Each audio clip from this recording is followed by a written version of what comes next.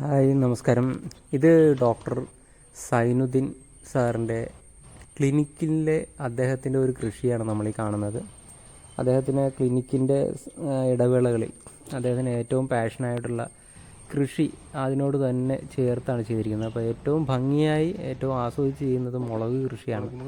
അപ്പോൾ അദ്ദേഹത്തിൻ്റെ മുളക് കൃഷിയിൽ അദ്ദേഹം ഇപ്പോൾ ഉപയോഗിക്കുന്നത് നമ്മുടെ ഇനോക്കുലം ഉപയോഗിച്ചിട്ടുള്ള വളമാണ് അദ്ദേഹം ഇപ്പോൾ അടിവളമായിട്ട് ഉപയോഗിക്കുന്നത്. അതായത് അവിടെ തന്നെ വരുന്ന ഫുഡ് വേസ്റ്റും കാര്യങ്ങളുമൊക്കെ അദ്ദേഹം നമ്മുടെ ഇനോക്കുലം ഉപയോഗിച്ച് കമ്പോസ്റ്റ് ആക്കിയിട്ട് അത് അടിവളമായിട്ട് ഉപയോഗിച്ചിട്ടാണ് ഈ കൃഷിയെല്ലാം അദ്ദേഹം ചെയ്യുന്നത്. അപ്പോൾ അദ്ദേഹം തന്നെ നമ്മളോട് പറഞ്ഞൊരു കാര്യം എന്ന് വെച്ചാൽ, ഈ തരത്തിലുള്ളൊരു കമ്പോസ്റ്റ് ഉപയോഗിക്കാൻ തുടങ്ങിയപ്പോൾ അത്യാവശ്യം ചെടികൾക്കെല്ലാം നല്ല ആരോഗ്യം കിട്ടുകയും നല്ല പ്രൊഡക്ഷൻ കപ്പാസിറ്റി വരികയും അതുപോലെ തന്നെ നല്ല രോഗപ്രതിരോധ ശേഷി കിട്ടുകയും ചെയ്തു എന്നുള്ളതാണ് അദ്ദേഹം ഇതിലൂടെ മനസ്സിലാക്കിയതിന് ശേഷം നമ്മളോട് പറഞ്ഞത്.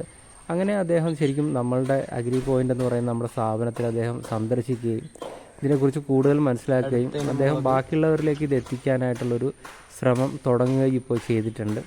അപ്പോൾ നമ്മളുടെ ഈ ഒരു ഇനോക്കുലത്തിൻ്റെ ഒരു പ്രത്യേകത എന്ന് പറഞ്ഞാൽ, നമുക്ക് ഇനോക്കുലം ഉപയോഗിച്ചുണ്ടാക്കുന്ന കമ്പോസ്റ്റിനകത്ത് എല്ലാത്തരം ന്യൂട്രിയൻസും അടങ്ങിയിരിക്കുന്നതുകൊണ്ട് തന്നെ ചെടിക്ക് എല്ലാത്തരം ന്യൂട്രിയൻസ് കിട്ടുകയും അതിലൂടെ ലഭിക്കുന്ന ഒരു കരുത്ത് ഉള്ള ഒരു ചെടിയായിട്ട് അതിന് വളരാനായിട്ട് സാധിക്കുകയും ചെയ്യും എന്നുള്ളതാണ്.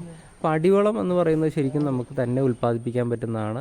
നമുക്കൊരിക്കലും അതിന് വേണ്ടിയിട്ട് പൈസ കൊടുത്ത് വാങ്ങേണ്ട. അത് നല്ല ഓർഗാനിക് കാർബൺ റിച്ച് ആയിട്ടുള്ള നല്ല ഓർഗാനിക് മാനുവർ നമ്മളുടെ വീട്ടിലെ അവശിഷ്ടങ്ങളിൽ നിന്ന് തന്നെ, ജൈവാവശിഷ്ടങ്ങളിൽ നിന്ന് തന്നെ നമുക്ക് ഉൽപ്പാദിപ്പിക്കാൻ സാധിക്കുന്നതാണ്. ഈ ഒരു കൃഷി തന്നെ കണ്ടു നോക്കുക. വളരെ വെറൈറ്റി ആയിട്ടുള്ള തരത്തിലുള്ള മുളകുകളാണ് അദ്ദേഹം ചെയ്തിരിക്കുന്നത്. അത്യാവശ്യം നല്ല ആരോഗ്യത്തിലും നല്ല പ്രൊഡക്ടിവിറ്റിയും ആ ചെടികളിൽ നിന്ന് നമുക്ക് കാണാനായിട്ട് സാധിക്കും.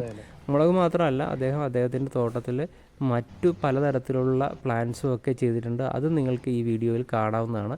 അപ്പോൾ തീർച്ചയായിട്ടും നമ്മൾ ജൈവമാലിന്യത്തെ സംസ്കരിച്ച് വളമാക്കുന്നത് അത് എല്ലാ വീടുകളിലും ചെയ്യുക, പറ്റുന്നത് എല്ലാ സ്ഥാപനങ്ങളിലും ചെയ്യുക. അത് ഉപയോഗിച്ച് നമ്മളൊരു നല്ല കൃഷി സംസ്കാരം ഉണ്ടാക്കിയെടുക്കാനായിട്ട് ശ്രമിക്കുക.